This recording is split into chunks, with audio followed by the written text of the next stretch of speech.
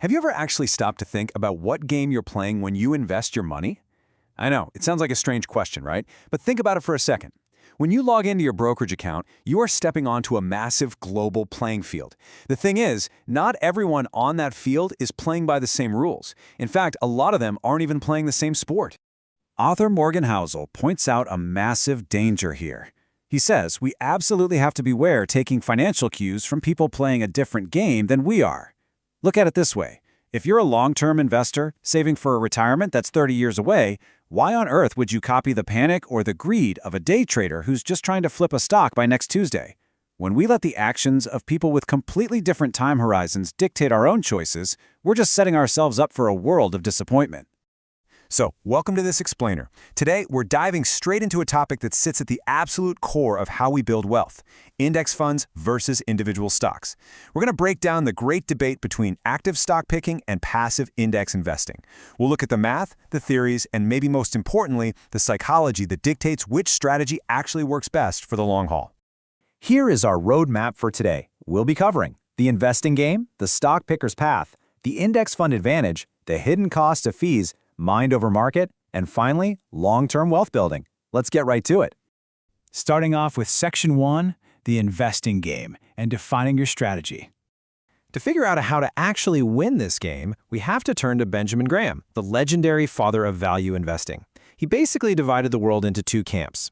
First, you have the defensive investor. This person takes a passive approach. They just want average market returns, they prioritize safety, and honestly, they don't want to spend their weekends staring at spreadsheets. On the flip side, you have the enterprising investor. This person is active. They're out to beat the market and get above average returns. But to pull that off, they have to dedicate an immense amount of time and energy to researching companies. So you kind of have to ask yourself right now, which one are you? That brings us to Section 2, the stock picker's path, or as I like to think of it, seeking the needle. This is the glamorous side of Wall Street, right? Relying on deep fundamental analysis, exactly like Warren Buffett does. But if you are going to go out there and pick individual stocks, you absolutely must grasp this one concept: the margin of safety. Graham insisted that you should only buy a stock at a significant discount to its actual intrinsic value. Think of it like being able to buy a $1 bill for 60 cents. That 40-cent gap, that's your margin of safety. It protects you if your math is a little off or if an economic crisis suddenly hits. It is literally how the greats manage risk while hunting for those outsized returns. But, well, here comes the academic counterpunch to that whole stock picker's dream, the efficient markets hypothesis. This theory argues that because there are millions of incredibly smart, incredibly well-funded professionals analyzing the market every second of the day, all available public information is instantly baked into a stock's current price. So finding a true bargain is virtually impossible. Now, sure, there are famous exceptions like Buffett, but the efficient markets hypothesis suggests that for the vast majority of us, consistently beating the market over a timeline of decades, it's just not going to happen. Which naturally leads us to Section 3, the index fund advantage, or buying the haystack. Because look, if finding that one needle in the haystack is statistically improbable, the alternative is brilliantly simple. Just buy the entire haystack. Think about a street vendor. If they only sell sunglasses, they're going to get completely crushed on a rainy day.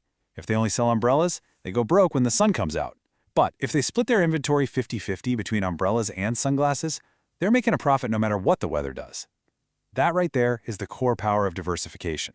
You're spreading your risk out so that a disaster in one single area doesn't wipe you out. And for us, the easiest way to achieve that ultimate level of diversification is through mutual funds and ETFs. Instead of trying to guess which 5 stocks are going to win, these funds pool your money together with other investors to buy tiny slices of thousands of companies all at once. A total stock market index fund literally lets you own a tiny piece of every major publicly traded company out there. It is the ultimate defensive move. Moving into Section 4, the hidden cost of fees, the invisible drag. Fees are this invisible drag that will destroy more of your wealth than almost any market crash, and yet most investors completely ignore them. John Bogle, the founder of Vanguard, crunched the numbers on the all-in annual costs of investing. For your typical actively managed fund, where highly paid experts are trying to pick the winners, the total costs sit around 2.27% a year. Compare that to a simple passive index fund, which costs around 0.06%. I know, it sounds like a tiny percentage difference, doesn't it? Just a couple of pennies on the dollar, who cares, right? Well, let's look at what happens when you apply Bogle's math to actual returns. Let's assume both an active manager and a passive index fund gross a 7% return from the market.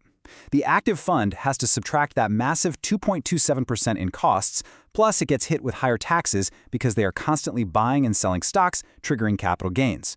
The passive index fund? It just sits there, efficiently tracking the market with practically zero costs. The end result is wild. The active investor loses nearly half of their potential return to fees and taxes, netting only 3.98% a year, compared to the passive indexer's 6.64%. To really put that into perspective, imagine taking a $10,000 investment and letting it run over a 40-year investing lifetime.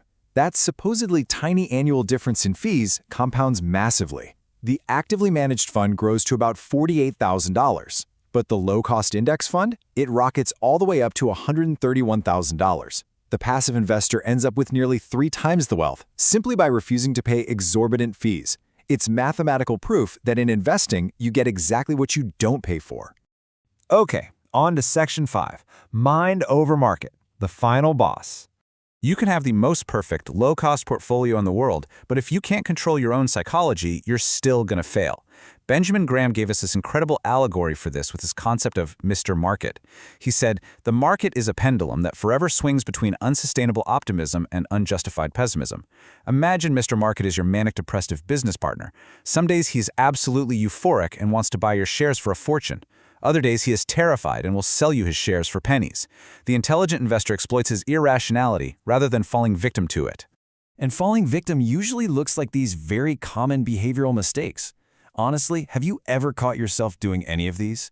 Trying to time the market by guessing when it's going to go up or down. Chasing the hot new stock that just tripled in value last week. Panic selling all your index funds just because the news looks scary. Or relying too heavily on history, expecting the market to perfectly repeat itself. These are all emotional reactions. They aren't rational strategies. Morgan Housel really sums this up perfectly. He notes that good investing is not necessarily about making good decisions. It's about consistently not screwing up. You don't need a genius-level IQ to build wealth in the market. You just need to be reasonable. You need to be able to survive the downturns without hitting the panic button. Staying the course is literally your ultimate superpower. Which brings us to our final section, Part 6, Long-Term Wealth Building. Putting it all together.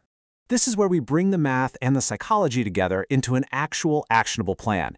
Here's your simple 3-step playbook. Step 1, set your asset allocation. Figure out your mix of stocks for growth and bonds for stability based on your own age and your own goals. Step 2, rebalance periodically. If your stocks have an amazing year, sell a little bit of them and buy more bonds. This mathematically forces you to do the one thing everyone else struggles with, buying low and selling high.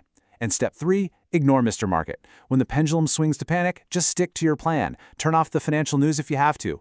And that brings us right back to where we started today. I want to leave you with this final thought to chew on. Are you letting your own financial time horizon guide you, or are you just blindly following the crowd? True wealth isn't built by reacting to the noise or trying to outsmart an incredibly efficient market.